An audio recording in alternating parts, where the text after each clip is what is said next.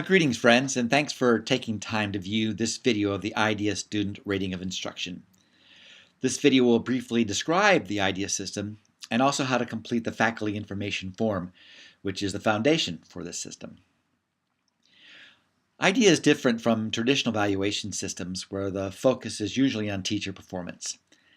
IDEA is different because in this system the focus is on the student achievement of the learning objectives of the course. The IDEA system helps to answer this very basic question.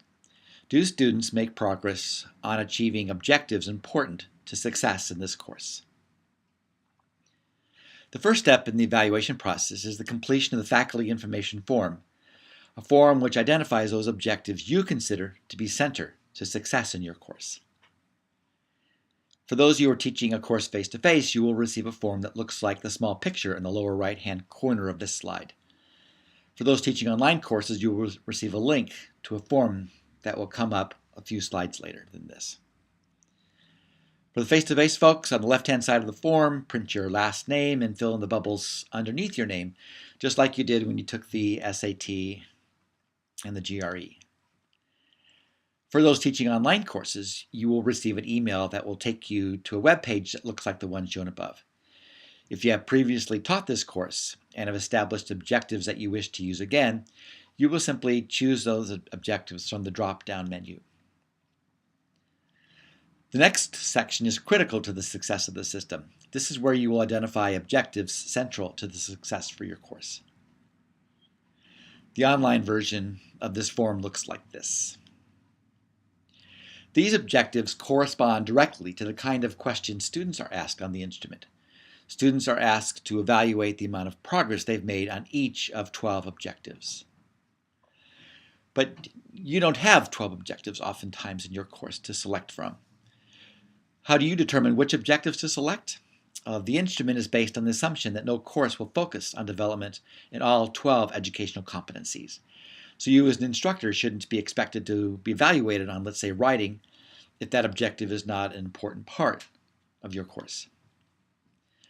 In selecting objectives, ask yourself the following. Is this objective a significant part of my course? Do I do something specific to help the student accomplish this objective? Does the student's progress on this objective affect his or her grade? The 12 objectives from which you will select are organized into 6 basic categories: basic cognitive background, application of knowledge, expressiveness, intellectual development, lifelong learning, and team skills. The first category, basic cognitive background, are usually objectives that are chosen by instructors who teach lower division courses or introductory courses. Applied knowledge, oftentimes upper division courses or courses that are taught through our professional schools. Courses where students express themselves either creatively or academically would have objectives either 6 or 8 chosen. Note on objective 8, the IDEA folks suggest that you only choose that objective if you intentionally work towards improving students' oral or written communication skills. Some courses will include the development of general academic skills. 7, 10, and 11 are those types of objectives.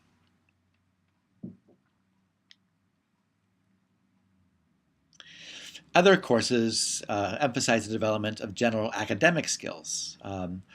IDEA calls those lifelong learning skills. Objectives 9 and 12 are those types of skills. And finally, if your course emphasizes team building skills, then you would select objective number 5. For the face-to-face course, this is where you would select the discipline code. And this discipline code is important because when the evaluation comes back from this, from the student evaluations, the information is organized in a number of different ways, one of which is to compare your performance in your course to others who taught similar courses to yours at other institutions. In selecting discipline code, you can select from the list that's on the back of this form, or you can go to the website and you see the web address there where IDEA literally has hundreds of other kinds of codes to choose from.